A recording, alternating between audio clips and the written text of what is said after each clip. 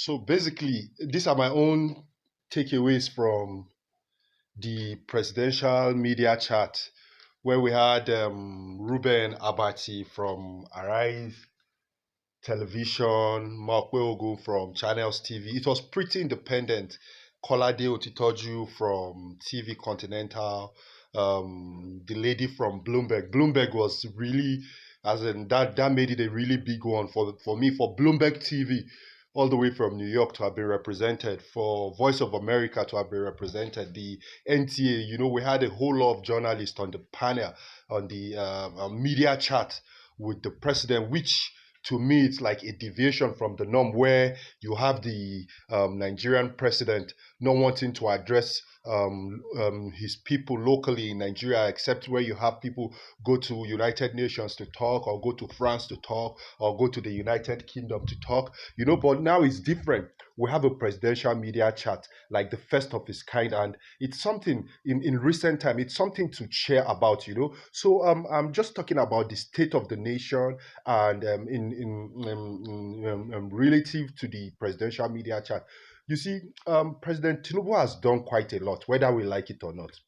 As at 2 weeks ago, when I bought petrol 1,000, 1,098 naira. As at yesterday, when I bought petrol 999 naira. That tells you something. It tells you that there is demand and supply forces playing out in the petroleum industry. The PIB Act, the Dangote refinery, the Port Harcourt refinery, the importers, everything going on in the petroleum industry right now points to the fact that we are going to be having sukkah in 2025, where petrol prices will keep crashing. Then again, we have seen this dollar. We've seen the dollar from 1,900 and all-time high drop to 1,007, and most recently the dollar has dropped to 1,500, which to me again is another beautiful. So they kept asking different questions. The tax bill, it has come to stay. One of the questions they asked was that they should probe the Nigerian military, and the president emphatically was like, he's not going to probe the military. We need our military to be at an all-time confident. We need them to be all-time confident, because the world right now is going gaga. The world is going crazy. America is spending so much on military hardware, military infrastructure. Israel is bombarding Syria, Gaza, Lebanon, want to fly over Iraq to go and hit Iran. So all of these things, there's a lot of military tensions globally and sub-Saharan Africa, Mali, Niger, Burkina Faso, and all of that. So we need confidence in our military. And the president was categorical. He was not going to probe the military. To me, that's a very nice one. The military lately, we've not been hearing of kidnapping, bomb blast like we used to hear of in the past. It's not as rampant as it used to be. Kudos to the military. They have tried, but they could do better. Talking of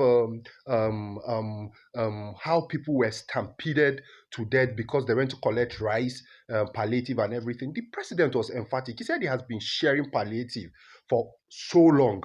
He has been sharing palliative, and there's never been an incidence of stampede. It's about organization. We need to organize ourselves more.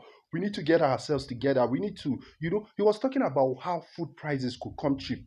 And Kolade Otitoji was asking if he will introduce price control. The president was like, no, we need to stimulate the economy. Let there be a lot of supply. Once we have a lot of supply and the demand is less, then prices will crash.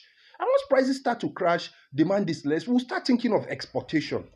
Imagine if we have rice, we have beans, we have yam, we have excess of these things. We have the Ministry of Agriculture, the Ministry of Livestock, we have ranching, we have all year round farming, we have dry season farming, we have everything going on for us. I mean, we'll have a very, very, very sharp decline in price of food commodities, the way the dollar has reduced in price, the way the petroleum pump price at the NNPC has reduced in price, the way so going into 2015 is looking really promising. It's looking, there's going to be a lot of succor. Life is going to be better for the general populace.